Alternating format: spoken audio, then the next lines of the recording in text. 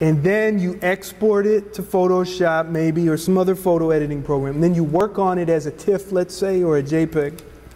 And then you say, oh, you know what? I need to bring back something. You know, maybe there was a white shirt that's blown out that you could have fixed in Aperture or Lightroom. So you go to the raw file within Photoshop.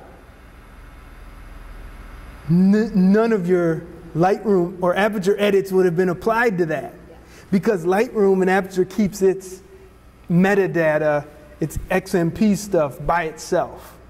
So do be careful with that. And obviously it sounds like you're experienced with that. Very little.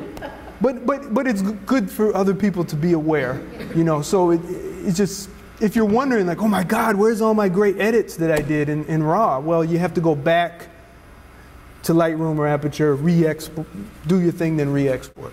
Is there any dedicated software that you may have worked with that's not specifically for doing this kind of photo retouching, that's not the Photoshop relevance? Yeah. What other program can I use besides Photoshop and Photoshop Elements? I mean, God, do you work for Adobe or something? And no, I don't. Two that I recommend. The first one is called Paint Shop Pro. Corel, Paint Shop Pro. Paint Shop Pro is like, can you imagine buying Photoshop costs what, $600, you know?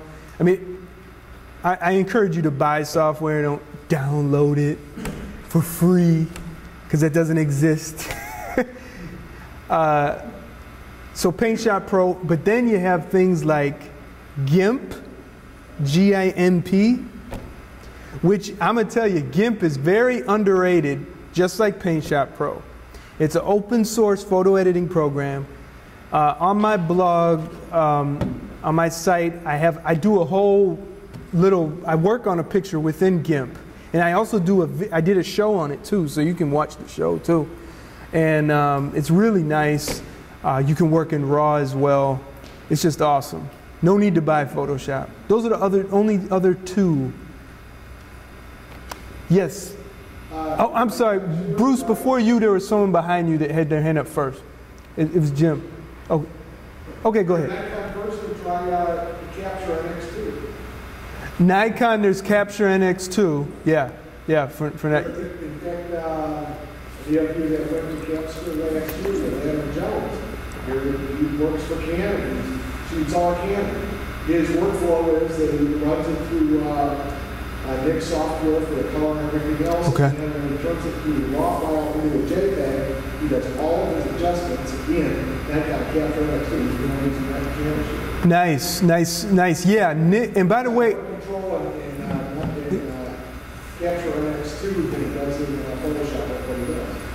Okay. So Nikon Capture NX2 is a nice little, could be a bridge to Photoshop, but it could replace Photoshop in many cases. And he was talking about Nick. I don't know if you're familiar with the Nick program, plugins. Anybody raise your hand? Yeah. So, you know, in Nick, you can run Nick in that. You can run Nick in Lightroom and Aperture as well. Nick is a lot of fun. And IK. Yes, Jim it was, right? Yeah. The first color picture, you know, you did where it had the matrix effect on it, the grid effect.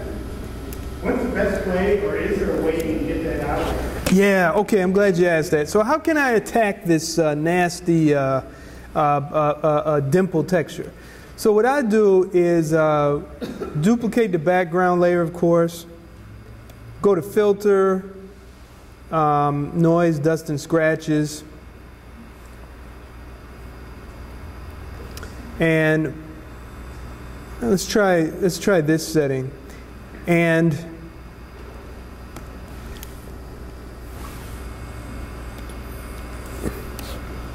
now keep in mind, we are looking at this image at 140%. So I think that helps.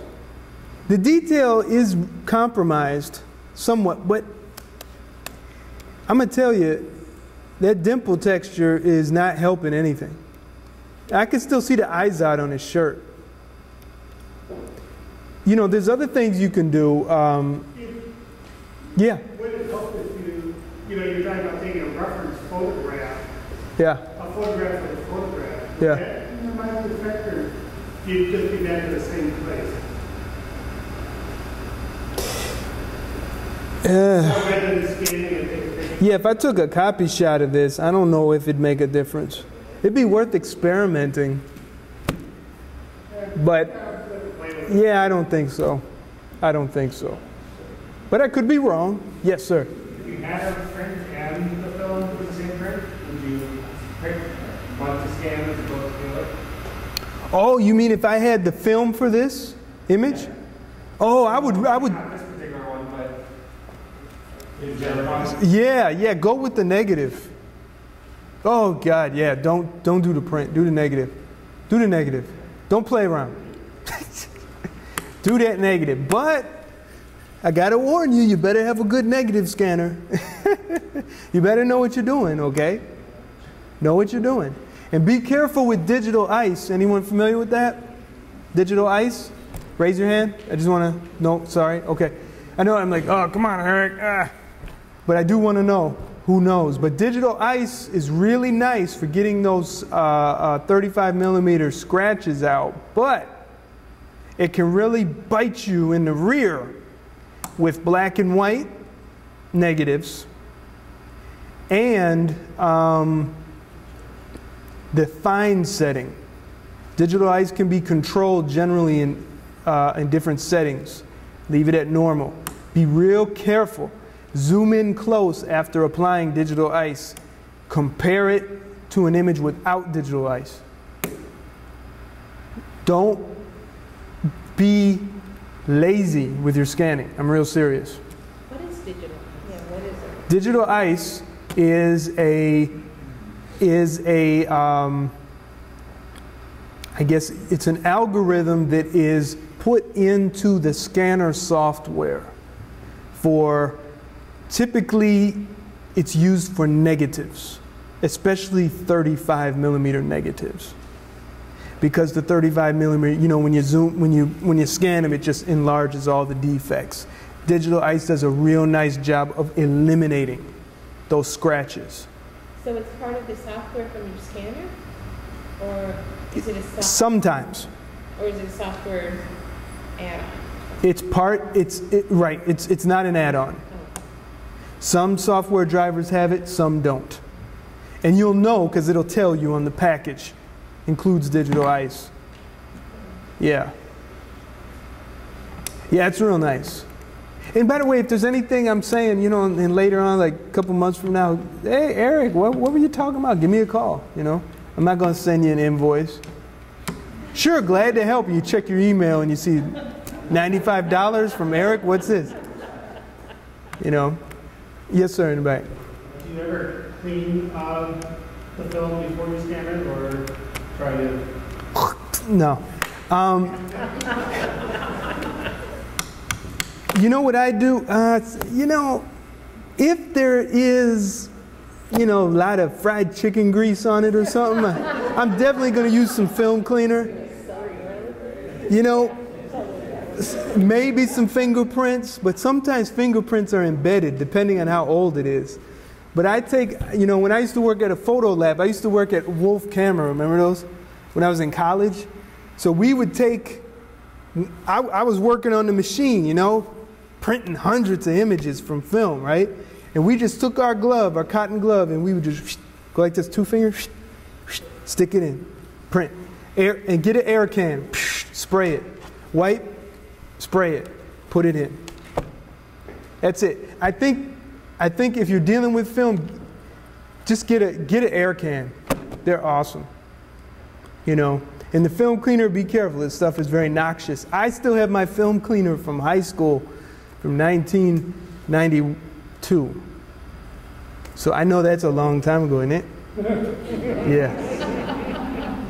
So you know, I still have the film cleaner in there. It's still got a Q-tip in there that I dropped too.